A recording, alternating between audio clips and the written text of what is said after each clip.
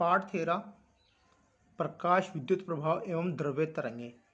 यह पाठ 4 अंक का है। इसमें से 3 प्रश्न पूछे जाते हैं, एक एक नंबर के 2 प्रश्न व एक क्वेश्चन 2 नंबर का। इस तरह यह पाठ 4 अंक का है। पहला बिंदु है इलेक्ट्रॉन उत्सर्जन। धातु में मुक्त इलेक्ट्रॉन निहित होते हैं। इन मुक्त इलेक्ट्रॉनों के कारण ही प्रकाश की चालकता निर्धारित होती है। धातुओं के अंदर मुक्त इलेक्ट्रॉन होते हैं, वो अनियमित गति करते रहते हैं। उन अनियमित गति के कारण ही पदार्थ की चालकता निर्धारित होती है। सामान्यतः यह मुक्त इलेक्ट्रॉन धातु के पृष्ठ को छोड़कर बाहर नहीं आ पाते हैं। ये जो मुक्त इलेक्ट्रॉन होते हैं ये धातु के अंदर ही होते हैं, ये धातु से बाहर नहीं निकलते हैं।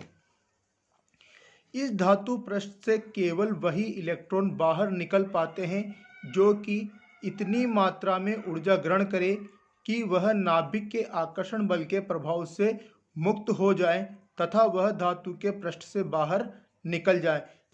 कार्यफलन: किसी धातु के पृष्ठ के निकट स्थित इलेक्ट्रॉन द्वारा ग्रहण की गई वह न्यूनतम ऊर्जा जिसको प्राप्त कर इलेक्ट्रॉन धातु की सतह को छोड़कर बाहर चला जाता है, कार्यफलन कहलाता है।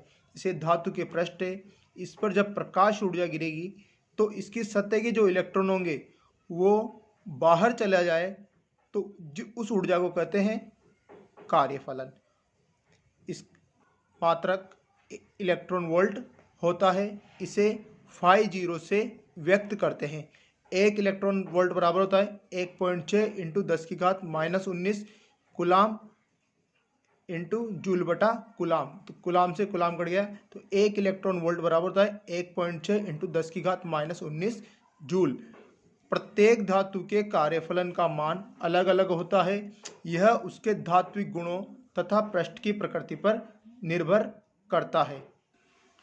प्रकाश विद्युत उत्सर्जन: जब किसी धातु की सतह पर विशिष्ट आवर्ती अथवा तरंग दैर्घ्य का प्रकाश आपतित होता है तो धातु की सतह से इलेक्ट्रॉन उत्सर्जित होने की घटना घटित होती है। इस घटना को प्रकाश विद्युत प्रभाव कहते हैं। उत्सर्जित इलेक्ट्रॉन को फोटो इलेक्ट्रॉन कहते हैं तथा इस फोटो इलेक्ट्रॉन के कारण बहने वाली विद्युत धारा को प्रकाश विद्युत धारा कहते हैं।